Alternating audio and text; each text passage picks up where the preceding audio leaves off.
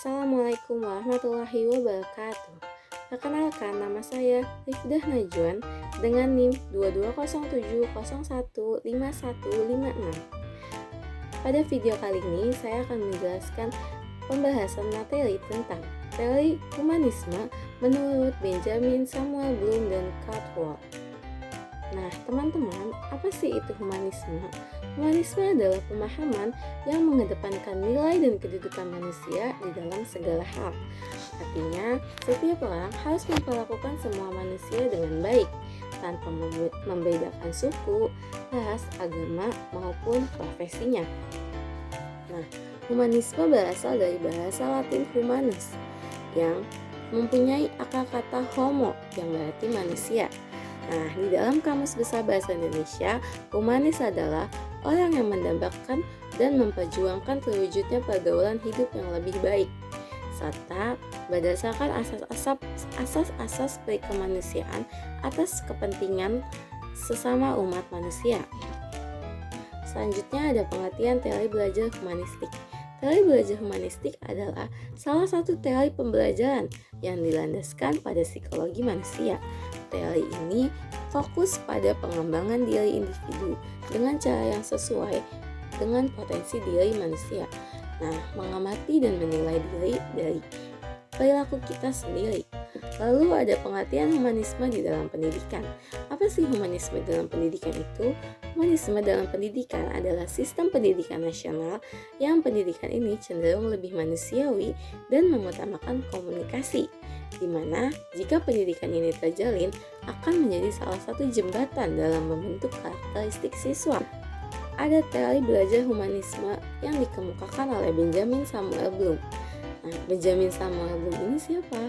Benjamin Samuel Bloom adalah seorang psikologi pendidikan Amerika yang berkontribusi penting dalam perumusan taksonomi tujuan pendidikan dan pengembangan teori pembelajaran yang komprehensif.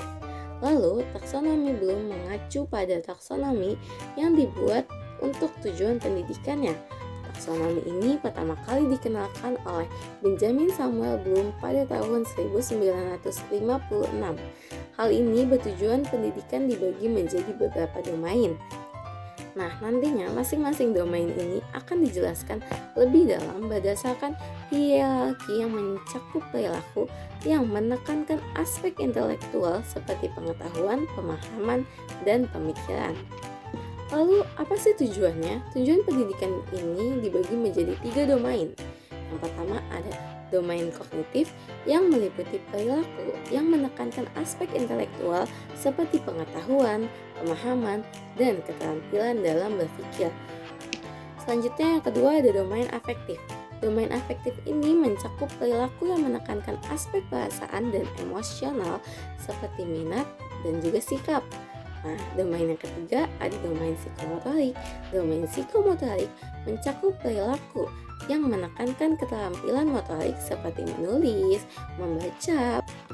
Lalu kita akan membahas lebih dalam 3 domain tersebut, 3 domain utama teori taksonomi Bloom ini. Yang pertama ada domain kognitif. Domain kognitif ini dibagi lagi menjadi 6 pembahasan. Yang pertama ada pengetahuan. Pengetahuan di sini adalah bagian paling dasar dari taksonomi Bloom. Data yang mudah diingat seperti rumus, batas definisi, istilah bagian undang-undang, nama dan angka, nama kota, dan lain-lain sebagainya. Memahaminya juga membutuhkan hafalan, misalnya menghafal rumus, menghafal bagian undang-undang, kemudian kita mengerti cara menggunakan rumus, atau menghafal kata-kata sehingga dapat membuat kalimat. Nah, yang kedua ada pemahaman. Pemahaman dapat dibagi lagi menjadi 3, yaitu yang pertama ada tingkatan rendah, seperti terjemahan. Lalu tingkatan kedua adalah pemahaman interpretatif, yang dimana bagian sebelumnya kan merujuk pada apa yang diketahui sebelumnya, atau bagian diagram ke dalam peristiwa. Yang ketiga ada tingkat pemahaman ekstrapolasi, yang mengharapkan seseorang untuk melihat melampaui apa yang tertulis dan dapat memprediksi konsekuensi atau memperluas pemahaman dalam hal waktu, dimensi, peristiwa, atau masalah. Nah, domain kognitif yang ketiga itu ada aplikasi. Aplikasi ini adalah menggunakan aplikasi di dalam situasi yang baru saat masalah masih ada. Dalam aplikasi ini, siswa dibimbing pada kemampuan untuk memilih atau memilih abstrak-abstrak tertentu seperti konsep, hukum, proposisi, aturan, ide, dan metode. Metode-metode yang cocok untuk digunakan dalam situasi baru dan menerapkannya dengan benar. Lalu yang keempat ada analisis. Analisis mengasumsikan bahwa seseorang dapat menggambarkan situasi tertentu di dalam hal elemen dan komponennya. Yang kelima ada sintesis. Sintesis ini seseorang harus mampu menghasilkan sesuatu yang baru dengan menggabungkan berbagai faktor yang ada. Lalu yang keenam ada evaluasi.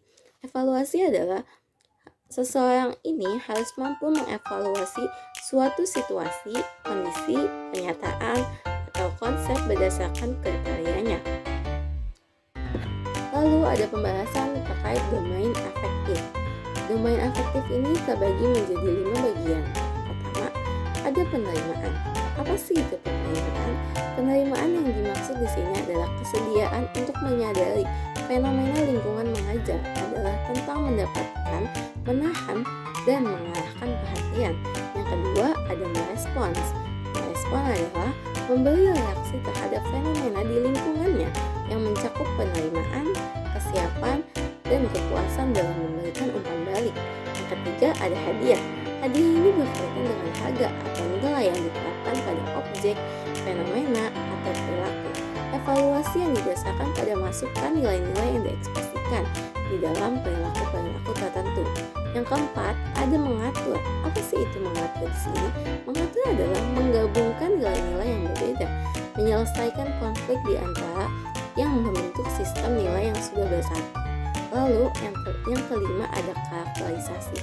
Karakterisasi adalah berdasarkan nilai yang memiliki sistem nilai yang memandu perilakunya sedemikian rupa sehingga menjadikan ciri gaya hidupnya.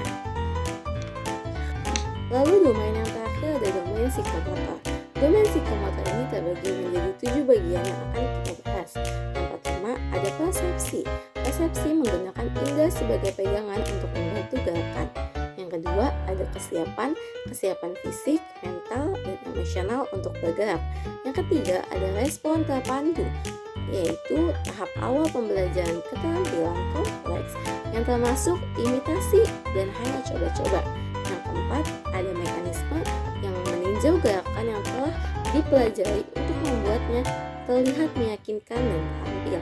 Yang kelima ada respon visual kompleks, yaitu gerakan motorik terampil yang memperlihatkan pola gerakan-gerakan kompleks. Yang keenam, ada kemampuan dalam beradaptasi, yaitu keterampilan yang dikembangkan sehingga dapat diterapkan dalam situasi yang berbeda.